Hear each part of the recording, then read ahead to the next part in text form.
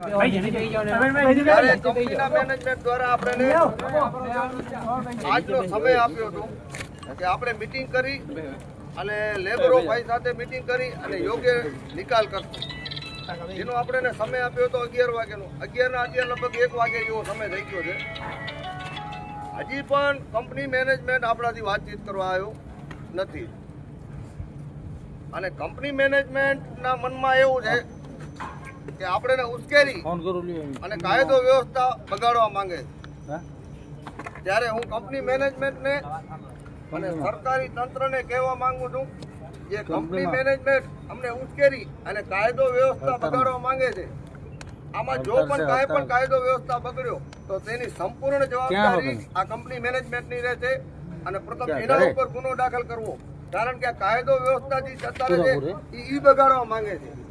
આ 30 જણા આપણા સામે લડવા માટે તૈયાર બારેથી લોકો એને બોલાવી લીધા છે, આપણે નથી બોલાયા.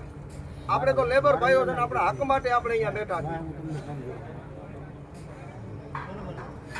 ત્યારે હું આ તંત્રને કહેવા માંગુ છું કે અડધો કલાકની અંદર જો આ કંપની મેનેજમેન્ટ આપણાથી વાતચીત કરવા નહીં આવે તો આનું શું પરિણામ આવશે એ તમામની જવાબદારી આ કંપની મેનેજમેન્ટની રહેશે.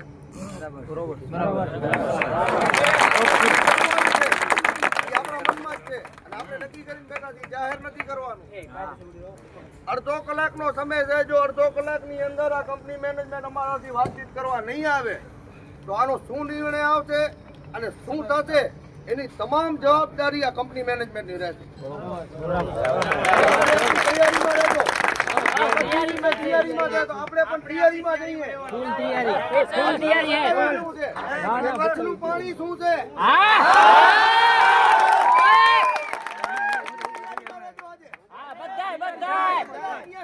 ઢગલા થાય ને તો કુરબાન છે.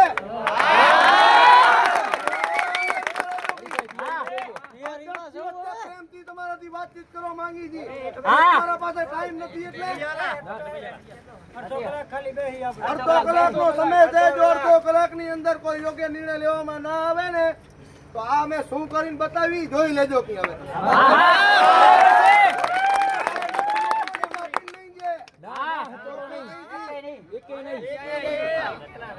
અડધો કલાકની અંદર જો કોઈ નિર્ણય લેવા નહીં આવે જોઈ લેજો કે હમણાં